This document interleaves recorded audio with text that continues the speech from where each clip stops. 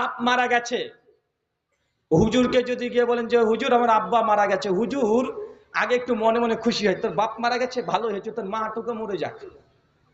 তার সমাজের মানুষ যদি মরে যায়, কারো লাভ হোক আর না হোক, কিছু কিছু হুজুরের একটু লাভ হয়ে যায়, আছে না নাই? কথা বলেন। ও তখন মনে মনে ভাবছে তোর বাপ মারা গেছে মানে 3 দিন একটা মিলাদ করব, 7 দিন একটা মিলাদ করব, 11 দিন একটা মিলাদ হবে, 40 একটা বড় ধরনের একদম অনুষ্ঠান হবে।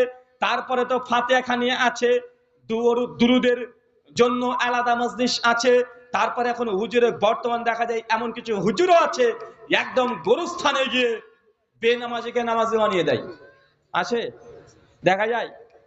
দেখবেন গোরস্থানে সবাই মানুষ কাতার দিয়ে দাঁড়িয়ে আছে, একদম একজন হুজুর চলে এসেছে বড় উঁচু টুপি পরে, একদম উঁচু টুপি পরে, ঝুলছে একটা রোমাল লম্বা দিয়ে, বলছে তোর বাপ তো মারা গেছে।